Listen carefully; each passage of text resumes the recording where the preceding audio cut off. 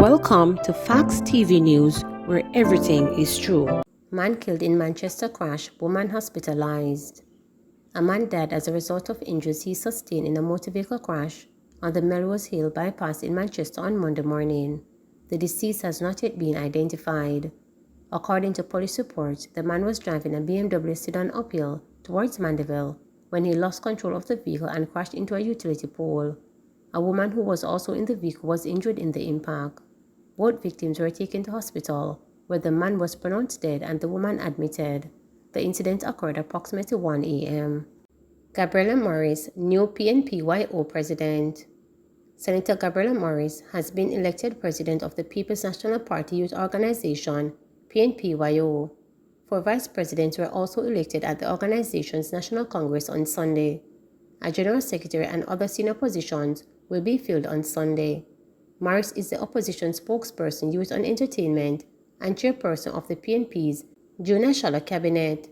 She replaces Crystal Tomlinson, who resigned in July 2021. An official was acting in the position. The PNP is the main opposition party in Jamaica. JPS contract worker killed after bike crashes into brother's car. 35-year-old Jamaica Public Service Company contract worker Kenish Mike was killed in a motorcycle crash along the Kitson Town main road in the community of Blythe St. Catherine on Monday. The incident happened around 1:30 a.m. Mike was traveling towards St. John's Road when he lost control of the bike and crashed into a Honda motor car being driven by his brother, who was heading in the opposite direction, reports say. Other relatives were aboard the car. The Honda motor vehicle overturned on impact, but the occupants only sustained minor injuries. Mike, who was about 10 meters from his home when he crashed, was rushed to the Spanish Town Hospital where he succumbed to his injuries. Residents in the community said the crash highlights the need for the authorities to do something about that section of the roadway where numerous fatal accidents have occurred. 3 weeks ago, Jamaica Labour Party councillor aspirant for the Point Hill division in upcoming local government elections, Omar Francis, died in a crash in the area. Francis was buried on Sunday. Police probing if St. Andrew chef killed in reprisal. The St. Andrew North Police are investigating whether Saturday's murder of a chef on the Rose Hall Main Road in Lawrence Tavern is linked to an ongoing gang feud elsewhere in St. Andrew. The deceased has been identified as 44-year-old John Wanson Anderson from the Rose Hall community. Reports from the Lawrence Tavern Police are that Anderson was selling soup on his roadside shop when he was attacked by gunmen who shot him in the head. He died on the spot. The men escaped on foot. The police are probing if the killing is linked to the gang feud in Park Lane off Red Hills Road. Anderson was connected to a faction and relocated from Park Lane some time ago, reporters were told. Last Wednesday, 2 men were killed while traveling in a taxi in the area, an incident reportedly connected to the feud. Dead is 63-year-old taxi driver Lloyd Clark and Ron Tullo, who was in the front passenger seat of a white Probox motor car. The police believe the target of the attack was Tullo, who is known to them. 2 other passengers, a woman and a child, were also shot and injured. JPS asks Portlanders for help in nabbing streetlight thieves. The Jamaica Public Service JPS has put Portlanders on notice that it will not continuously replace streetlights that go missing in the parish. It has also appealed to the public to raise an alarm if they see individuals removing streetlights.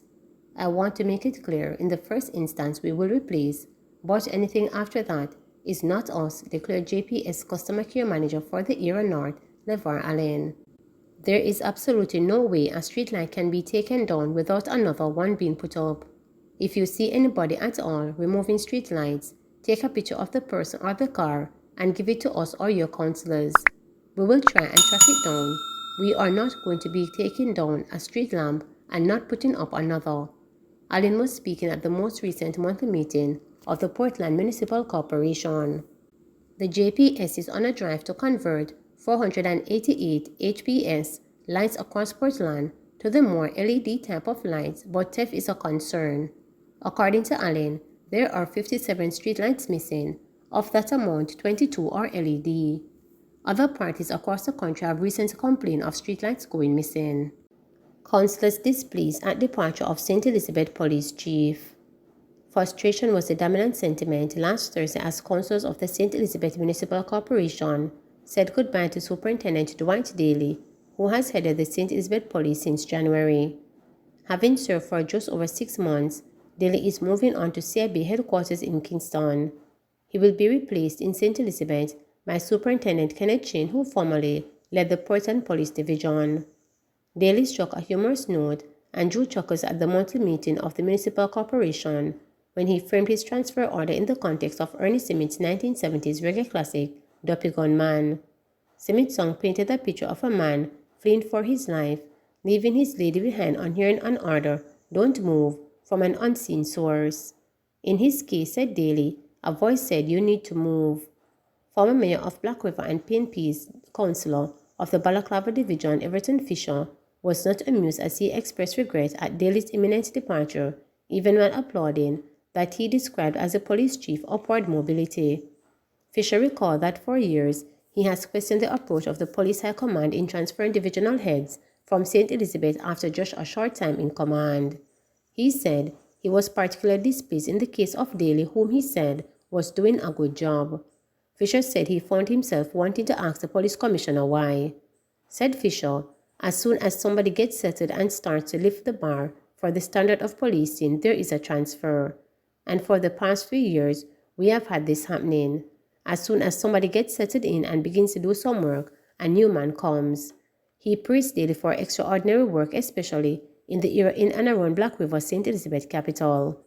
"I have seen where Superintendent Daly has rolled up his sleeves and has been cracking down in the surrounding areas, and here he goes, a transfer," lamented Fisher.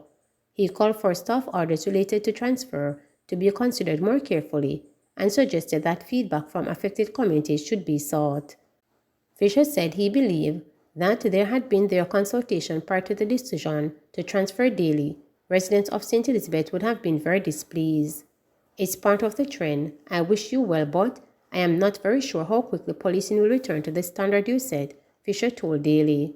Councillor Dwight Salmon, Black River Division PNP, agreed with Fisher, arguing the heads of police division should be allowed time to implement a long-term plan to fight crime. He praised Daly for his integrity, claiming, "I know you will stay clear of corruption in the new posting because of the kind of person you are." Someone further argued that preserved corruption practices was a major reason for people losing confidence in the police. While saying he could not question whatever takes place in the ranks of the police force, Senator Holness, Junction Division, Jamaica Labour Party, joined in voicing my regrets to see Mr. Daly go. He hailed the departing police chief for his hard work, positive relationships with the public, and his accessibility. According to Holness, in times past, when you call a superintendent of police, you not get through, but as you make one ring, and Mr. Daly that. Councillors also asked final question of the departing Chief Officer of Crime Solution in St. Elizabeth. Leighton Simit, Marysville Division PNP, was very concerned about a worrying spike in serious crimes, including murders and robberies, in the border communities of Southeast St. Elizabeth, including Marysville and southern Manchester, in recent weeks and months. Simit wondered if the recent state of emergency in St. Catherine may have led to criminals from those parts making their way to his neck of the woods, since every day you walk on the street, you see a new face. All the bars are closing early now because of the robberies. A grieving Christopher Williams, counsel for the Santa Cruz Division JLP, spoke of the recent murder of 57-year-old gospel singer Charmaine Wellington at her home in Burnt Savannah. Noting that murders are going around without fear, Williams joined calls for a return of the death penalty. "I think capital punishment should be one of those methods of fighting crime right now in this country. It is very needed at this time," opined Williams. Daly said Wellington's murder had shocked everyone, including police investigators. He explained that the killing took place while there was an electricity blackout in the area. Reports said Wellington was sitting in her yard with relatives when gunmen drove up and shot her. Daly appeared to suggest that the murderers may not have had any personal reasons against Wellington. "You know these guys? Sometimes when them can't catch Quaco, them catch the shot," Daly said. He gave assurance that the incident was being thoroughly investigated. In terms of Manchester St. Elizabeth border communities, Daly expressed confidence that the recent police interventions, including the killing of a gunman who had confronted the police, would make a difference. Daly said murders in St. Elizabeth up to last Thursday had increased by 5 compared to the similar period last year. He gave no exact figures, but official police statistics up to July 6 showed 20 murders in St. Elizabeth, up from 15 for the similar period in 2021. He pointed to lottery scamming, robberies in Junction Space particularly, break-ins, murders, and the emergency of speculation gang among the major challenges for the police.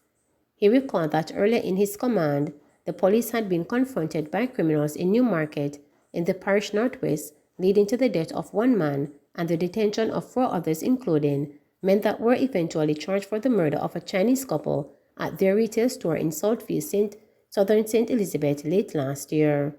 Other achievements included the capture of men wanted for murder, robberies and other crimes in St. Elizabeth, the seizure of firearms and illegal guns, and the arrest of people involved in predatory larceny. Daly spoke of focused interaction with the public, including numerous visits to schools and churches, community walkthroughs, and support in the formation of the Neighborhood Watch in Potsdam, Malvern in Santa Cruz Mountains, for which, he said, residents were very grateful. Please remember to subscribe, like, share, and click the notification bell for daily updates.